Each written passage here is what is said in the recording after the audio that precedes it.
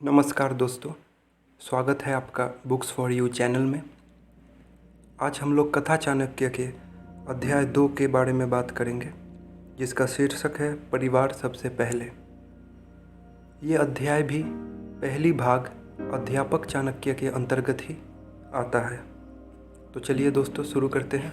अध्याय 2 परिवार सबसे पहले। आचार्य नीति। आपके लिए आपका परिवार कितना महत्व रखता है?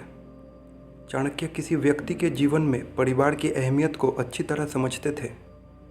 एक व्यक्ति परिवार से जुड़ा होता है, परिवार समाज का हिस्सा होता है और समाज मिलकर एक देश बनाते हैं। किसी भी देश के निर्माण में हर व्यक्ति का सहयोग बहुत मायने रखता है। चूँकि एक व्यक्ति परिवार का भी एक हिस्सा होता है, इसलिए परिवार भी देश निर्माण जितना ही अहम है। आचार्य कथा। सारे संसार को जीतने के लिए निकला सिकंदर जल्द ही भारत की सीमा पर आ गया। चाणक्य इस विषय में जानते थे और उन्हें यह भी पता था कि उन्हें उससे युद्ध करने के लिए प्रस्तुत होना होगा। उन्होंने सिकंदर को हराने के लिए जो रणनीतियाँ तय की थी, उनमें से एक यह भी थी कि वे अपने ही छात्रों की एक सेना तैयार करें, एक ऐसी सेना जिसमें स्त्री और पुरुष दोनों शामिल हों। इसके अनेक लाभ थे। गुरु और शिष्य का संबंध बहुत मजबूत होता है। एक आजीवन चलने वाली वचनबद्धता।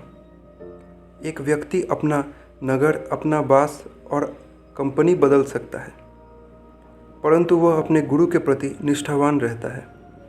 चाणक्य के छात्रों की सेना उनके प्रति निष्ठावान थी और वे पूरे विश्वास के साथ उनके निर्देशों का पालन करते। परंतु वे ये भी जानते थे कि उनके शिष्य अपने पारिवारिक दबाव में आ सकते हैं। चाणक्य एक महान मनोविज्ञानी होने के नाते अपने छात्रों और उनके माता पिता की मानसिक दशा का अनुमान लगाना भी जानते थे। उन्होंने युवाओं को अपने साथ शामिल होने की अनुमति तो दी, परंतु यही कहा कि उन्हें अपने परिवार की अनुमति और आशीर्वाद भी लेना होगा। एक बार एक युवक उनकी सेना का हिस्सा बनना चाहता था। हमेशा की तरह चाणक्य ने यही कहा कि उसे अपनी माता से अनुमति लेनी होगी और वे स्वयं उसके परिवार से भेंट के लिए जाना चाहेंगे। उस युवक ने कहा, गुरुदेव, आप मेरे साथ गांव चलकर परिवार से भेंट करें। आपका स्वागत है, परंतु मुझे उनकी अनुमति क्यों लेनी होगी? चाहे मेरा परिवार माने या ना माने, परंतु मैंने तो निर्णय कर ही लिया है। छात्र के घर जाने पर चाणक्य को पता चला कि सभी तनावग्रस्त थे।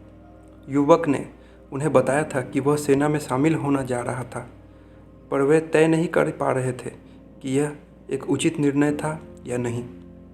गुरु चाणक्य को देख माँ रोष से भर गई। उसे लगता था कि लड़का गुरु के कहने में आकर ही यह निर्णय ले रहा था।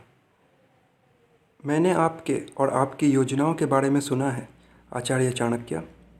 आप बच्चों को अपने ऐसे राष्ट्रवादी विचारों से कैसे प्रभावित कर सकते हैं? और अब कोई सेना बनाने जा रहे हैं, मेरा बच्चा भी उसमें शामिल होना चाहता है। आप क्या सोचते हैं, आप मेरे बच्चे को इस निरर्थक युद्ध में धकेल कर उसके प्राण ले सकते हैं? एक माँ होने के नाते वह स्त्री अपने बेटे को खोने से भयभीत थी। वह तब तक चाणक्य के सामने बोलती रही जब तक उसके शब्द समाप्त नहीं हो गए। इस दौरान चाणक्य पूरी तरह से शांत रहे। जब उसने देखा कि वे तो कुछ बोल ही नहीं रहे थे, तो वह हैरान हो गई। अब चाणक्य ने कहा, मुझे लगता है कि मैं किसी गलत घर में आ गया हूँ और ऐसी महिला से बात कर रहा हूँ जो मातृत्व को नहीं समझती। यह सुनकर महिला को बहुत बुरा लगा कि वह अच्छी माँ नहीं थी। उसके चेहरे का यह भाव देखकर चाणक्य ने आगे कहा, अगर माता पर हमला हो और पुत्र देखता रहे तो क्या उसे एक अच्छा पुत्र कहा जाएगा? ऐसे में आप अपने पुत्र को मातृभूमि की रक्षा करने से कैसे रोक सकती हैं जिस पर हमला होने जा रहा है? हमारे पूर्वज इस धरती को मातृभूमि कहते थे। इसने हमारी महान संस्कृति को जन्म देते हुए हमें पोषित किया है। अब वह सुरक्षा चाहती है और उसके पुत्र को उसकी रक्षा करनी ही चाहिए। मुझे नहीं लगता कि आपका पुत्र और आप अभी इसे समझने लायक हो गए हैं। अपने बेटे को अपने साथ रखें। मैं उसे अपनी सेना का अंग नहीं बनाना चाहता। जब वे बाहर जाने लगे तो पुत्र ने गुस्से से कहा, माँ, तुम ऐसा कैसे कर सकती हो? मेरे गुरु तुम्हारी अनुमति लेने आए और तुमने इनकार कर दिया। इससे पूर्व कि वह अपनी बात पूरी कर, उसकी माता ने आगे जाकर चाणक्य को पुकारा, आचार्य, भीतर आकर भोजन करें और फिर मेरे पुत्र को अपने साथ ले जाएं।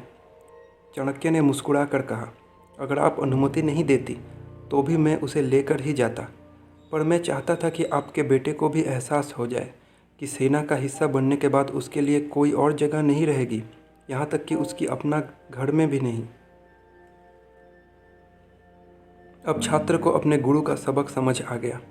जब एक बार आपका परिवार आपके विश्वास को मान्यता दे देता है तो आप पूरा मन लगाकर अपना काम कर सकते हैं। अंतर्दृष्टि। आप चाहे जो भी करें, कोशिश यही हो कि आपको अपने परिवार का आशीर्वाद भी मिले।